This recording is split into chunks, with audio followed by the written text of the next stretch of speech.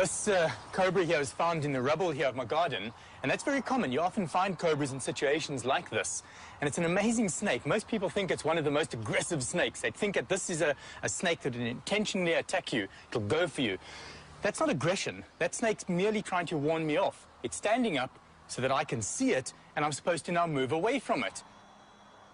If I move around it here, you'll see how it follows me. It's, of course, going to follow every step that I make. Snakes respond to movement, the cobra especially. I'm going to show you something really interesting here.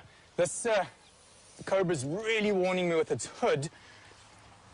And if I grab it really gently and restrain it, hold it like this for a moment, once the snake feels that it's completely overpowered, once it feels that it cannot do anything else, that it cannot move away from me, cannot spread its hood, biting's not working, it may do something which is going to really interest you. It may pretend to be dead. And even if I move my hand over it, it's responding completely differently to the way it was a moment ago. Isn't that incredible? Snakes are so fascinating.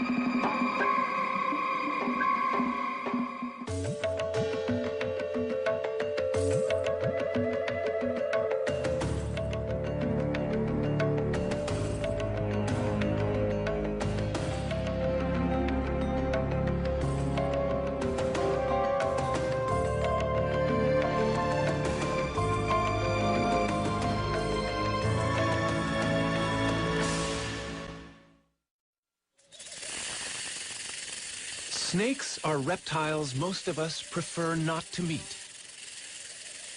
And they're wary of us, too, which is why they hiss or rattle to warn us off. Such warnings are ignored at our peril. But a snake will only bite in defense, and only if it feels gravely threatened.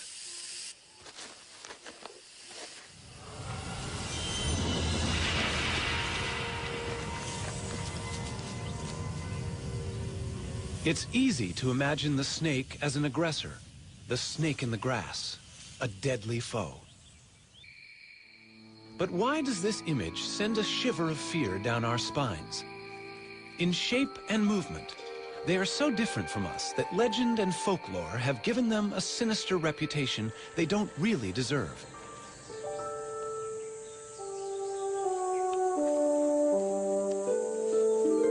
How can we understand an animal that smells with its tongue? Or that hears with its whole body, sensing vibrations? The hypnotic stare of its unblinking eye can seem as alien as its apparent rebirth through the shedding of its skin, sloughed off like a scaly ghost of itself.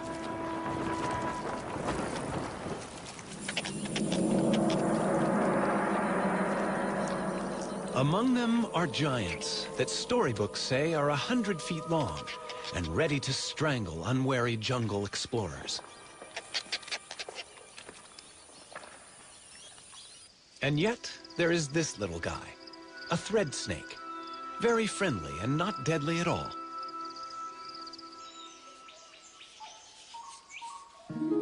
There is even beauty and grace in some as they go upon their bellies, silently through the trees. But where did snakes come from? An animal that looked much like some other reptiles alive today.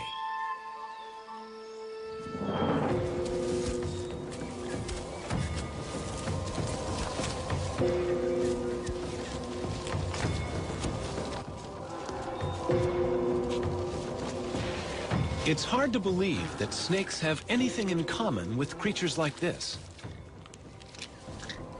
But in fact, every reptile descended from the same ancestor.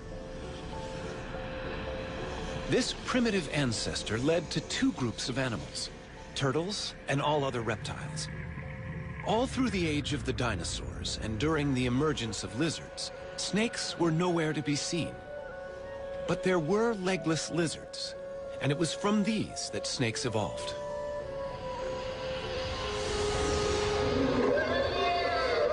For 110 million years, they have been living side by side with other reptiles.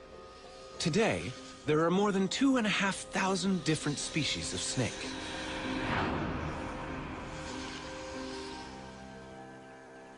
Hidden within their bodies, vestiges remain of the legs they lost. But snakes, with a skull, backbone, and a multitude of ribs, are able to move quickly in several ways. The serpentine crawl of the cobra. Most snakes move like this.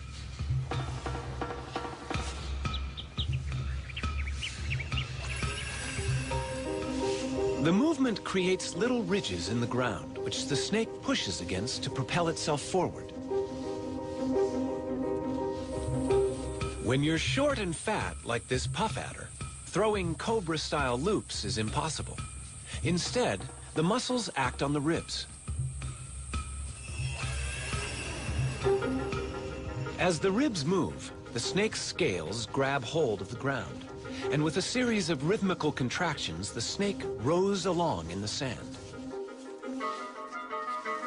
The famous sidewinder favors the serpentine wave, and like the cobra, it can push itself against the ridges it nudges up in the sand. By moving sideways, it needs only 2 points of contact on the very hot sand. At any one time, most of its body is held in the air. Legs? Who needs them? There are different problems for a tree-climbing python in a rainforest. To reach across a gap, it can stiffen sections of its body, becoming its own ladder from branch to branch.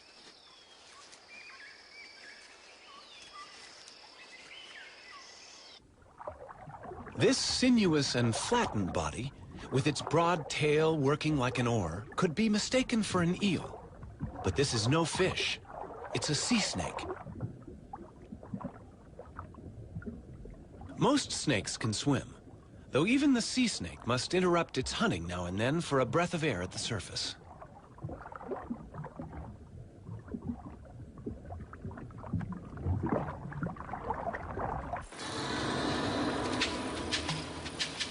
As hunters, in water or on land, snakes are silent and efficient killers.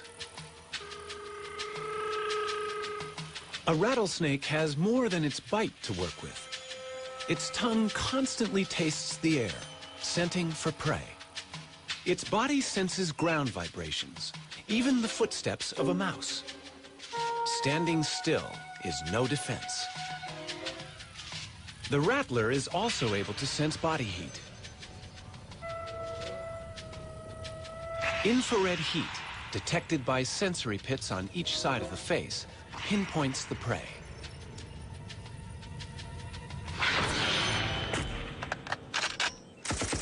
Their high-tech weaponry has been around long before ours.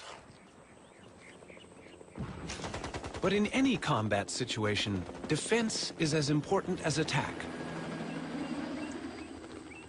This military training ground is home to 2 other opponents. The rare red-cockaded woodpecker lives in this loblolly pine. Its enemy is a corn snake, whose tactics are to climb the tree and steal the woodpecker's chicks. The bird's defense is to peck at the tree, releasing its resin.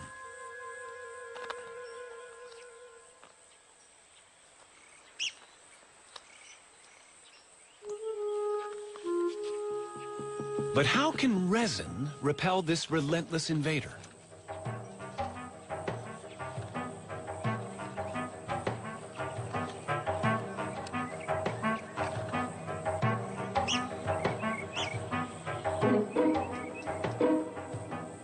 It's getting close. Will the woodpecker's weapon really work?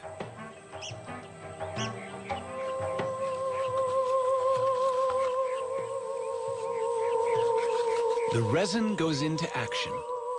Seeping between the scales, it irritates the snake's skin.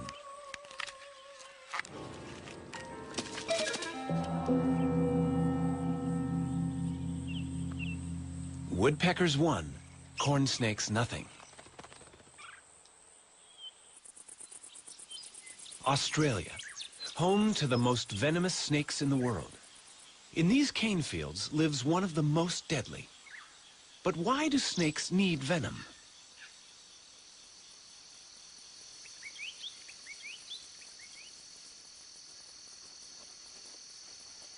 This inland taipan is hunting rats. The cane fields are alive with them. But they are dangerous prey. Rats can bite back.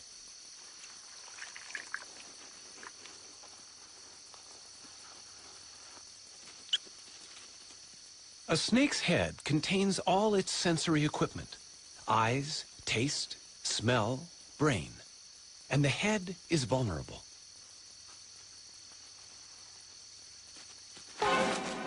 It bites and retreats immediately. The head is undamaged, and the venom is doing its work. The rat is now paralyzed. The snake can safely approach its prey. Venom gives the snake two huge advantages. It not only kills the prey, but by the time the snake begins to swallow the rat, the venom has already begun to digest it, breaking down cells in the body. The venom in a baby snake can be even more powerful than the adults. This young Cantal viper is luring prey with its worm-like tail.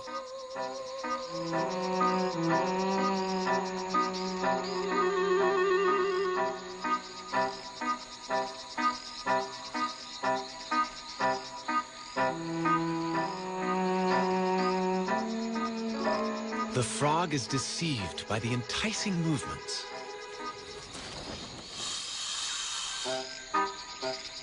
Unaware of its lucky escape, the frog remains convinced there is a worm there.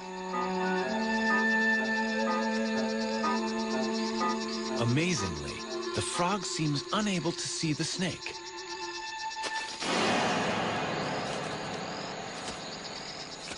The venom acts quickly, subduing the frog. The young viper catches mainly amphibians, but as it grows older, the chemistry of its venom will change to suit other prey.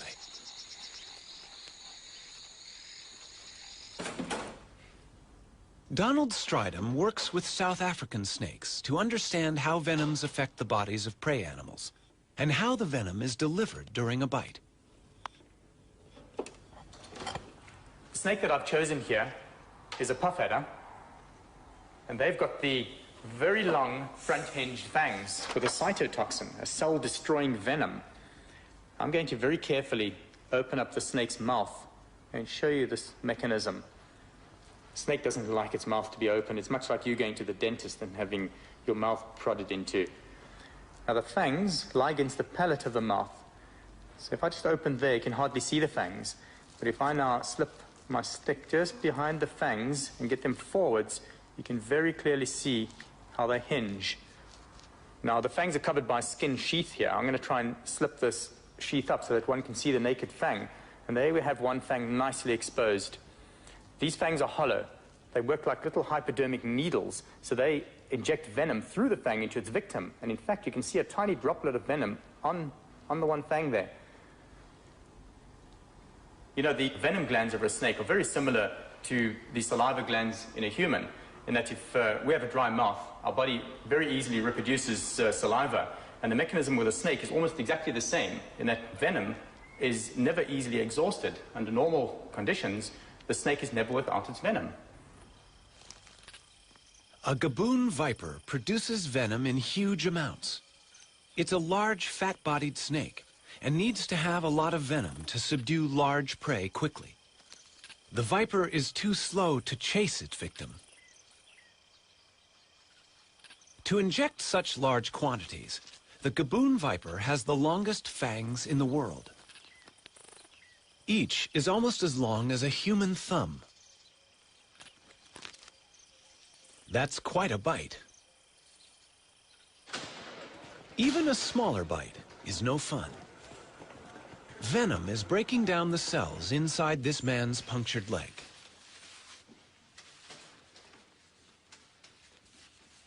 He's not feeling too bad now, but measurements show his leg is swelling fast. a sign that the snake injected a potentially fatal hit of venom. Blood vessels are rupturing. Fluid is accumulating as tissues break down. Only the correct antivenom can stop the process before vital organs are damaged. Antivenom is a specially prepared fluid, a serum containing antibodies, proteins that will neutralize the venom in the snakebite.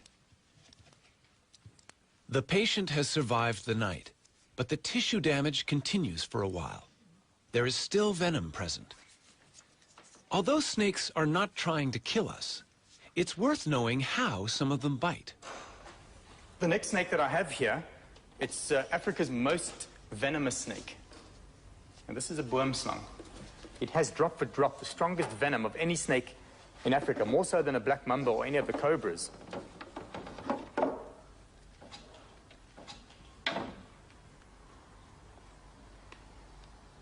Most people think that a black-fanged snake can't bite onto a large part of your body. Most people think that the boomslang can only latch onto your earlobe or small finger.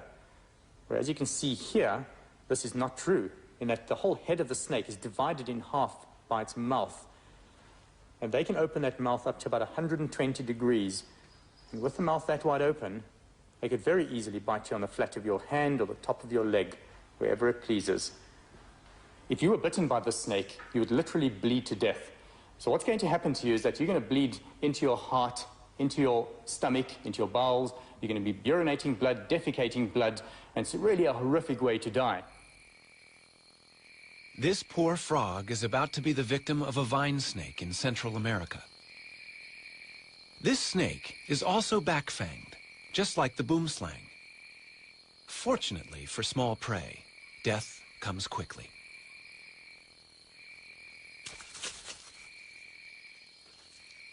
The venom of some snakes with fixed fangs attacks the nerves. Now, the front fixed fang snake that I've chosen is a snouted cobra here. These fangs are much smaller than the front hinged fangs of an adder. Those fangs don't have to fold backwards. You see, they remain erect in the mouth. So the snake merely has to snarl its mouth and so inject its venom. And sometimes a mere scratch is enough to kill you. The neurotoxins would interfere with the neural communication system of our body and paralyze the vital organs, so the heart or the diaphragm muscle, and one would die from asphyxiation. You literally cannot breathe and possibly die of heart attack. In most countries where people face a daily risk of encountering snakes, wood piles and exposed trash heaps are surprisingly common, yet all can encourage snake trouble. Wood piles provide shelter for snakes, and trash attracts rats. What better prey is there here in Africa for a black mamba? 6 feet of powerful hunter, it haunts the outbuildings and can strike like lightning with a quick-working venom.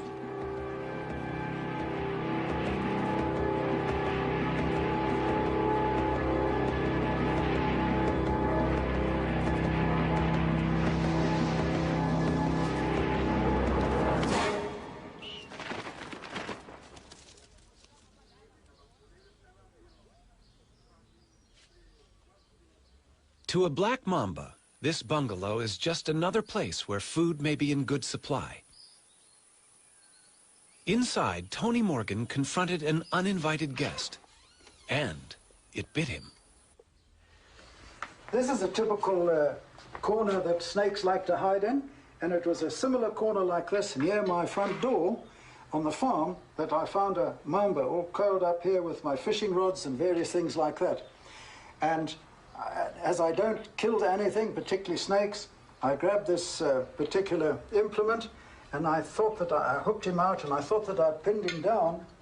Unfortunately, he was able to stretch quite a bit and he got me just below the knee with one fang. I then lasted exactly 30 minutes. Anne, my wife, got me down to Donald's place very quick.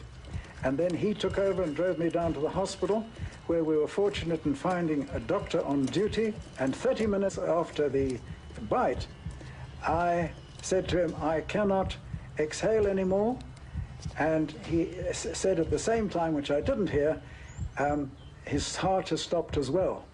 So in effect, I was dead at that time.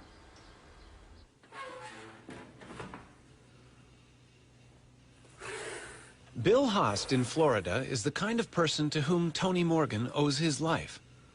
But collecting venom to make anti-venom has almost cost Bill his own life. I was bitten by a cobra and ended up in a respirator. I had stopped breathing.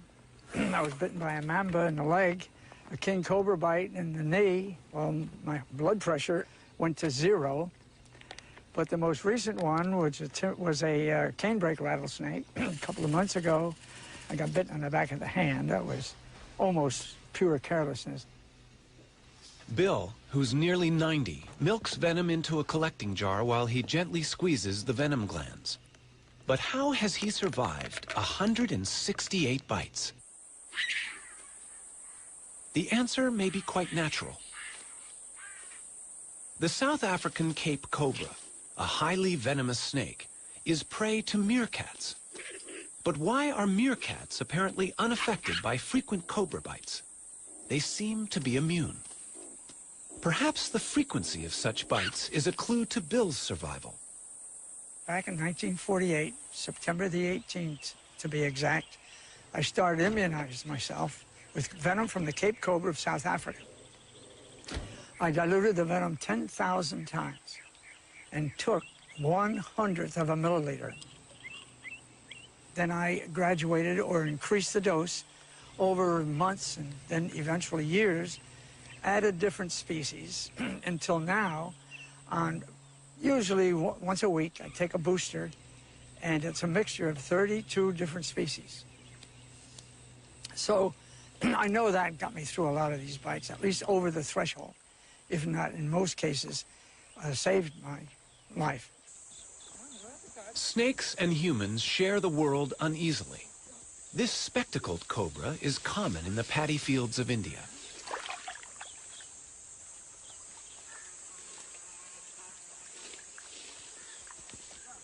Every year, more than 10,000 people are killed here by snakebite. Antivenom is unavailable. For the same reason, snakebite is a major killer across Central and South America, Africa, and Southeast Asia. It's hard to arrive at an exact number, but at the lowest estimate, 50,000 people die each year.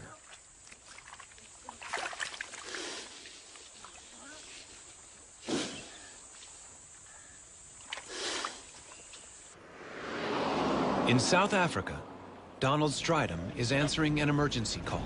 In this part of South Africa, we have a lot of venomous snakes. People are active in the field here. They often come across snakes, they find them in their houses, and that's when we are called out.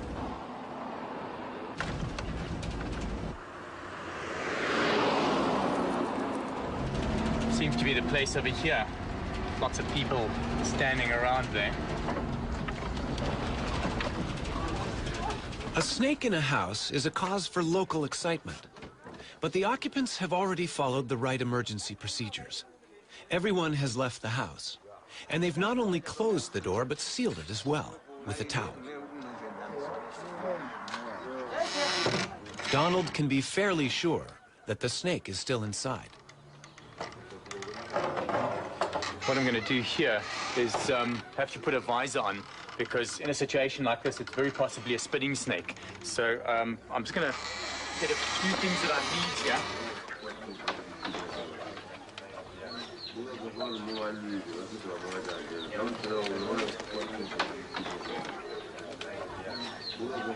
Yeah, there's really a lot of hiding places here. The snake could be anywhere. This is really, yeah, it's a bit dark in here as well, so one's got to be really careful. But just take care where you walk over there. You take it easy. There are places around here where it could easily just spring out on you. So if you guys just stay back a bit there. I'm going to have a look in these dark areas. I need to stay in the open area of the floor, because I suspect it to be behind things around like this here. Oh, that's clear.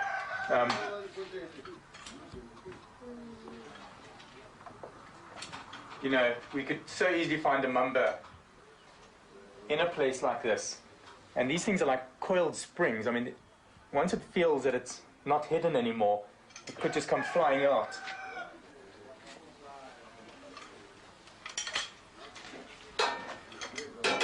You see, these are perfect. You'd find rodents here as well. And this is what the snake was probably looking for. Or to just trying to hide from the disturbances outside, possibly.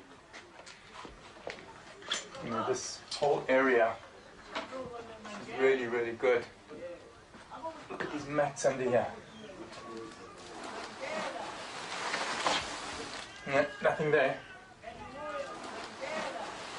You know, I don't know. Sometimes they even find an escape. They could actually maybe even get out from where the door was plugged out there. It could have pushed past there. But I think we just maybe should carry on looking. You know, it could also have climbed. I mean, these walls are pretty rough up here. I think to take a look somewhere up here.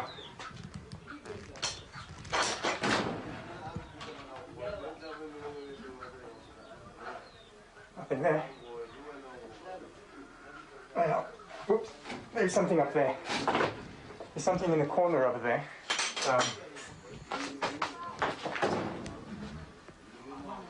Yeah. Okay, without a doubt, that's a mamba. It's a black mamba. There's a piece of coil just around between the roof and the wall there. We know that mambas are very, very poisonous. I mean, if this bites us, we're quite far from a hospital now, so we've got to be really, really careful. And if you can just stay in the furthest corner away from me there, just out of my way, I'm going to bring it down and just get it straight past you outside and then deal with it, get it into the bag.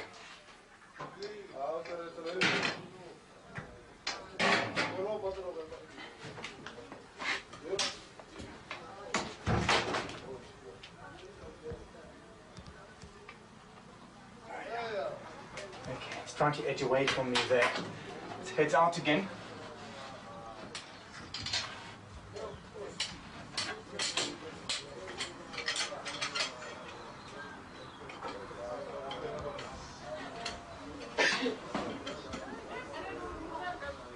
Yep, it's opening up its black mouth at me, it's warning me. You know, it's interesting that the snake doesn't just come out attacking, but at this stage, having it like this, it obviously feels threatened. At this stage, it'll bite whatever comes near to its mouth.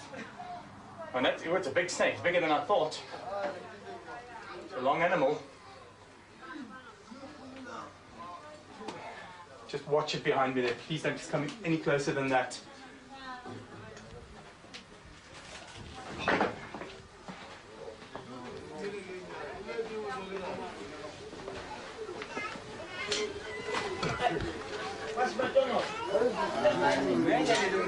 You know, the snake's obviously hyped up now, and whatever touches it through the bag, it's going to bite. And you can see through the bag here.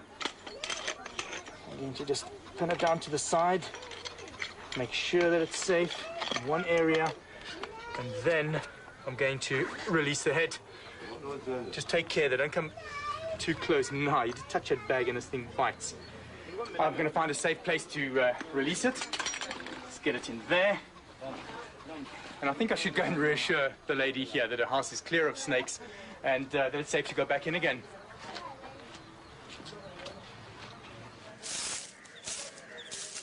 Housewives in India are troubled by snakes as well.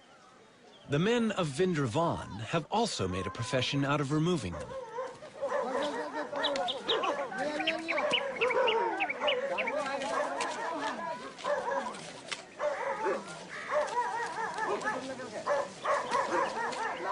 He's not going to let this cobra go free. For hundreds of years, this has been a village of snake charmers. The snake is captivated by the swaying pipe, following every rocking movement. And that's the snake charmer's secret. The music plays no part. It's probably too high a frequency for the snake to appreciate. It has no eardrums.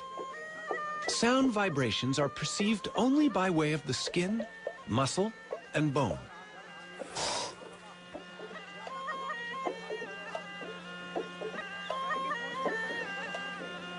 Bites are a routine hazard for charmers, but they have a special snake stone, which they believe can magically draw venom from the wound. Survival is most likely to depend on the snake only biting in defense, using little or no venom. Also, the victim himself may have received many mild bites in his lifetime and developed some immunity. But the piece of soapstone is the treatment they believe in.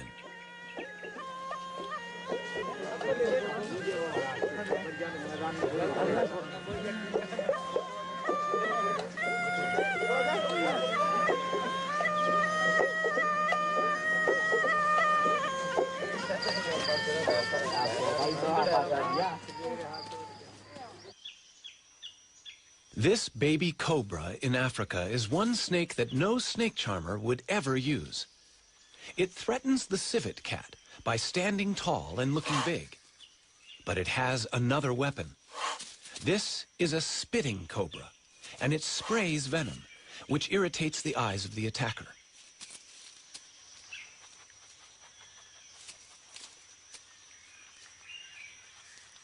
It's not lethal, but it works.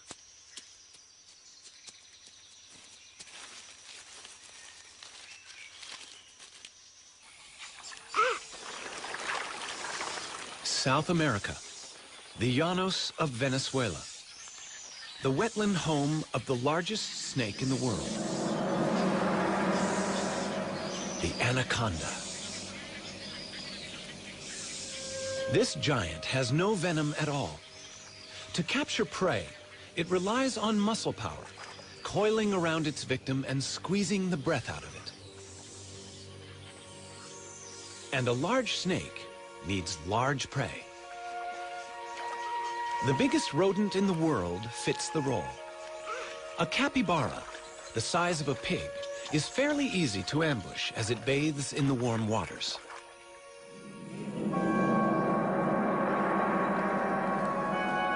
The snake must have teeth strong enough to hold on to such lively prey, and be ready to loop its body tightly around the capybara to avoid being bitten or scratched.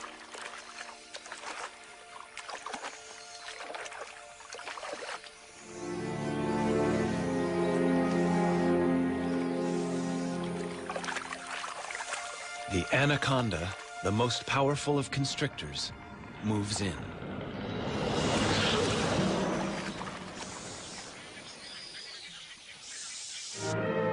Look out, Jimmy.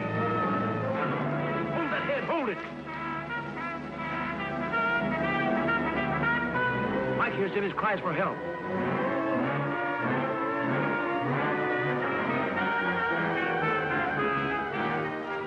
Jim is black in the face, almost done for. To be safe, the actor needed to know exactly how a large constrictor kills, just as Donald Stridham does. I caught the snake on somebody's farm. It had eaten something really large, and the farmer was worried it's going to eat his dogs or even maybe his children, which isn't totally unrealistical. Have a look at that. Yeah, it's getting me around the arm here. I can really feel it. You get this area here. I mean, you can see how it's stopping the blood supply there. And this is my arm, so I mean, I can handle it. I can wrap it off me here. But can you imagine that around somebody's neck? That's pretty tight over here. This movie that we watched, we've just seen it with this Jimmy, where it had wrapped around him. It wasn't totally wrapped around his neck, not like the way this has got me around the arm here. With Jimmy, I could literally see that he turned around to get this python around his body, and it wasn't a natural constricting pose. Whereas this snake has got me. I mean, look at that. My arm's going quite red there. You have to try and make a plan here. Really got me. One thing I got right in the movie was that the python, like many other non-venomous snakes, are ambush animals. They will lie in ambush for their prey. It'll lie there, wait for the animal to come past, strike at it, bite it, and hook it with those 100 needle-sharp teeth. It then throws coils around this animal while it pulls the animal into the coils. It then asphyxiates the animal. Every time it breathes out, it tightens more and more, and the animal dies of suffocation. If one looks into the mouth of this python, you can see a little circular tube, and that is the extension of its epiglottis. And it's very useful for a snake to have this, because what happens is, when it swallows, that'll extend right out of the mouth and so it can still breathe while it's got a full mouth of antelope. I think the snake deserves to be released now, so not to stress it too much, I'm going to release it here in the bush. And this looks ideal here. And as soon as I let the head go, that's it, I can feel the coils have immediately relaxed on me there. And the snake just wants to get away, straight into the bush there. Wow, look at that arm. This arm's gone really quite red there. What a relief to have that off. This is great. I love letting snakes go back into the bush. It's such a nice feeling. If you can do something for them as well, it's a nice feeling for me, and hopefully for the snake.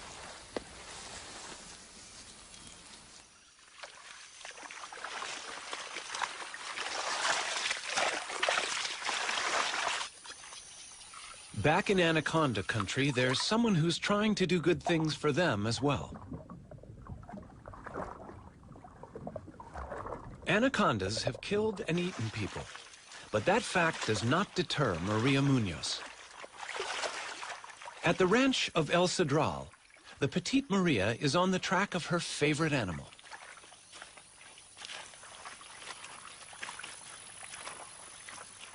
She works with her assistant, Ramon. A snake longer than 10 feet always requires 2 people for safe handling. ¿Cuántos machos tenemos? How many males do we have? It's the breeding season for anacondas, and Maria recognizes this group as small males. She hopes they will lead her to the much larger females somewhere nearby. The males are placed in bags to keep them out of the way. Bueno, aguja. The female they find is 13 feet long. Voy. Maria uses a trick to calm it down. No. She dips its head in the mud so it can't see. She was very quiet. Y le vas a poner en la cabeza.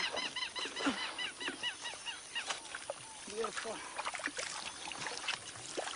For several years, Maria has been studying how anaconda populations here live and vary. The tail. I would like to know is new one or she had a mark. Let me see the cloak.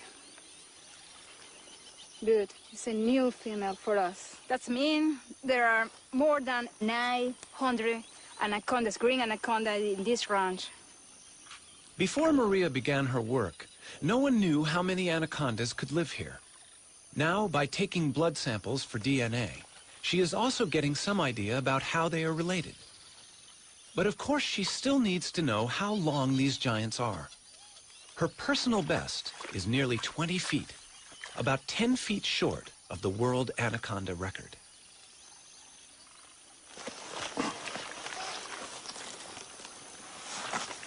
Ya. ¿No se sale? These are the heaviest snakes in the world. But this one is a little lighter than the 485-pound monster in the record books. 44.45 kilograms. Some snakes, like this South African tiger snake, not only constrict their prey, but are also venomous. I've got the tiger snake's favorite prey. It is a striped skink.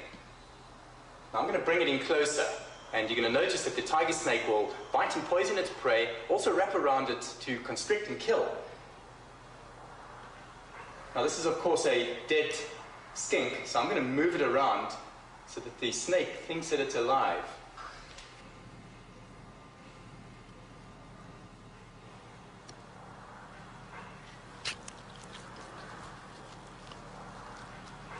The tiger snake's venom is weak, so it needs to grip the lizard firmly, not only to prevent escape, but to limit the risk of damage to itself during a struggle.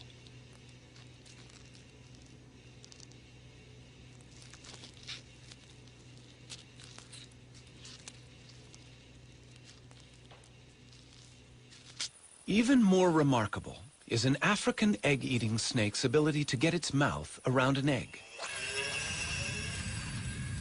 All snakes can eat meals bigger than their heads. They simply open very wide, and then ligaments allow the lower jaw to expand.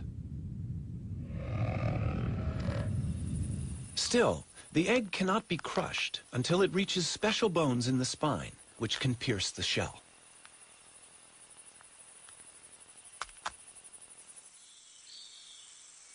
For convenience, a snake does better to eat another snake.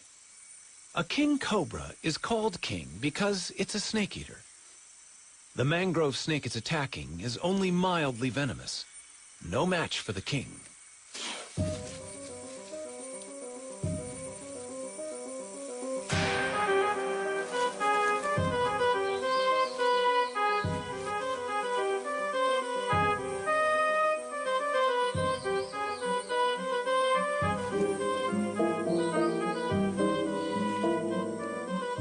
It's not easy for the king to judge exactly how long this meal is.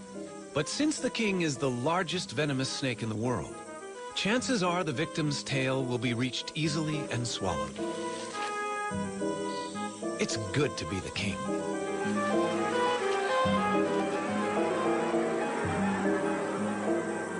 So how would a snake avoid this fate?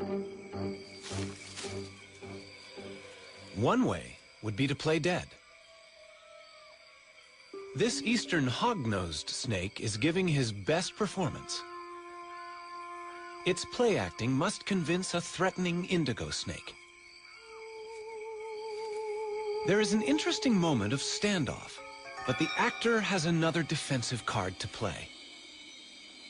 A gland in its tail emits a smell of death to go with the gaping mouth.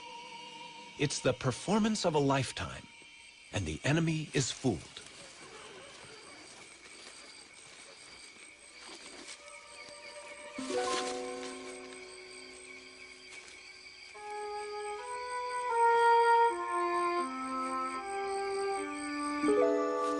A snake that looks dangerous can keep predators away.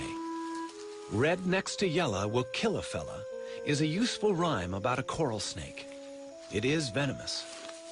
Red next to black is a friend of Jack is true for a milk snake. It mimics warning colors and only pretends to be dangerous.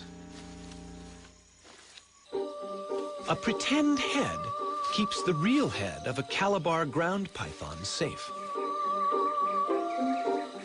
The real head has a tongue that gives it away. But the deception can be good enough to cause a predator to attack the tail by mistake. And a tail is not a vital organ.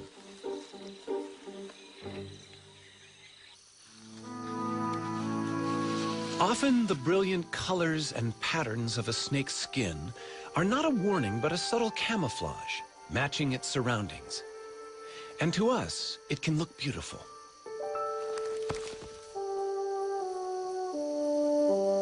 Scales come in endless varieties of shape and structure.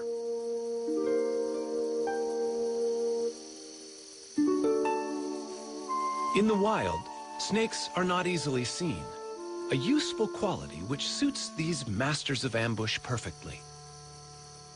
But the beauty and subtlety of snakeskin has also been their undoing for thousands of years.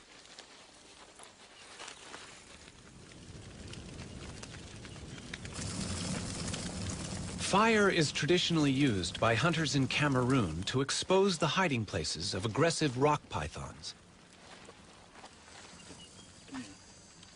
Entering an aardvark burrow to retrieve so vicious a snake is a risk few men will undertake.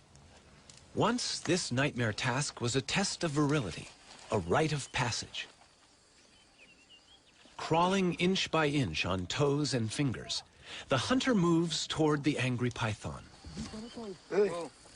His companions keep track of his progress. They may have to rescue him. The heat is stifling.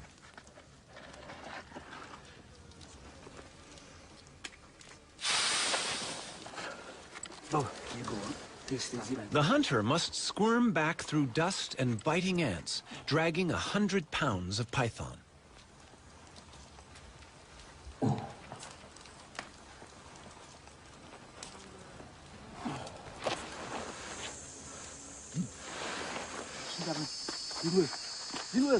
His companions take over.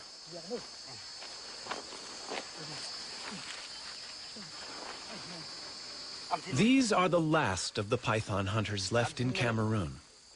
Firearms have made it easier to kill other animals for food and skins. But the meat on this snake in former times would have been essential and its skin a profitable result from such horrific effort.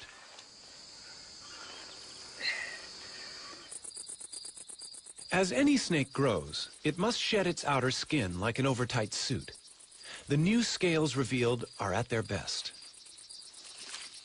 The cast-off skin is discarded, and with it also go most of the parasites that have attached themselves to the snake.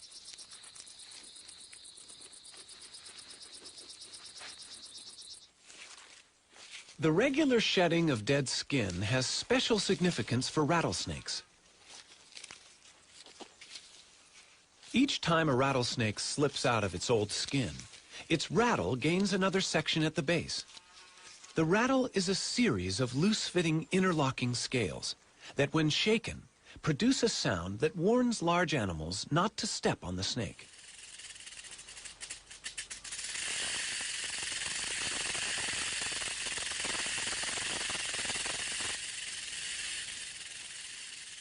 Although only a warning, the rattle has been the snake's downfall.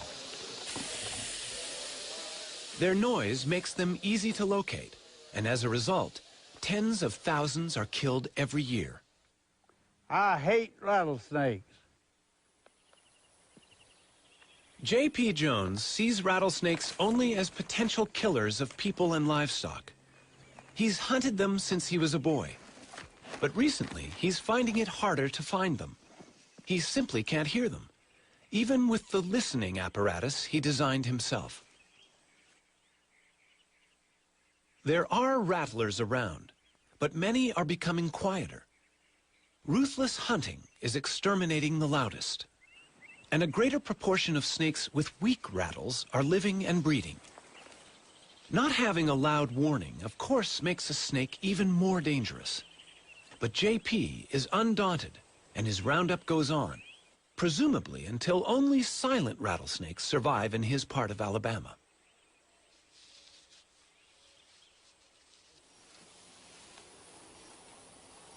Yeah, I've been doing this for a long time.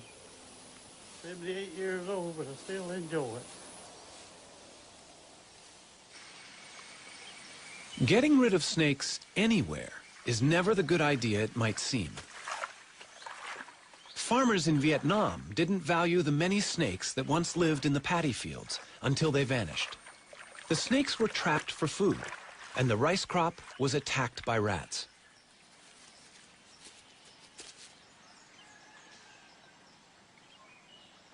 A third of the country's crops was devastated by the rodents.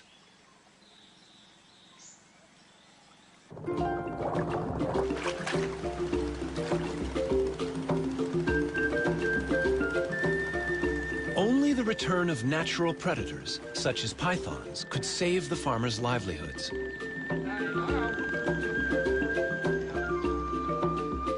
The government's official snake repatriator is Dr. Nguyen. He's bringing snakes to the village where he was born. And he knows how important it is that children, as well as the farmers, realize how essential these harmless snakes are to their future.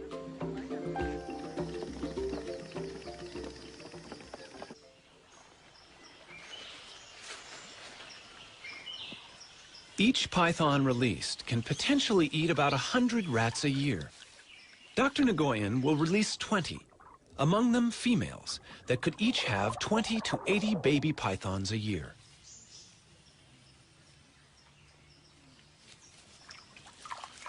In the battle against rats, each snake in a paddy field is worth far more than those that are sold to be eaten.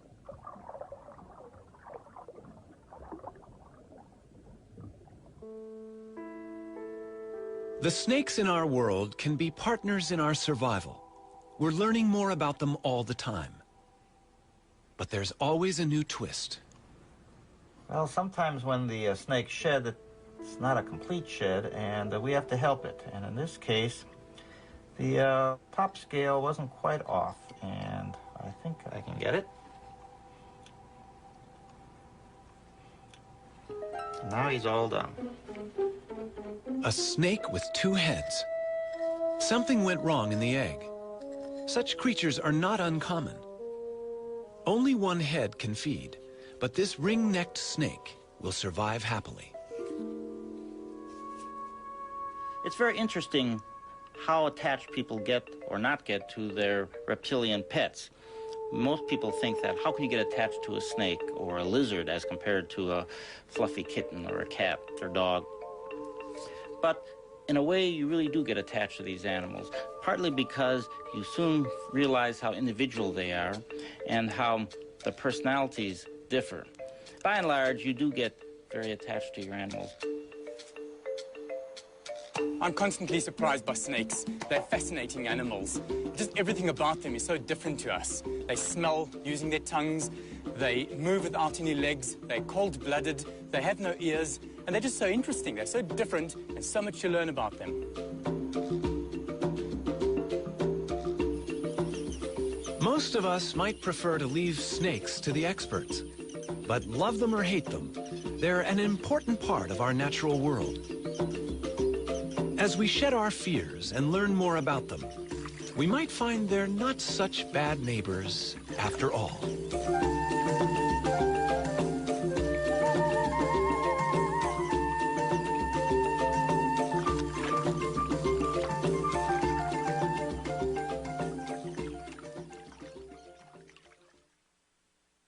To learn more about what you've seen on this nature program, visit PBS online at pbs.org or America Online keyword PBS.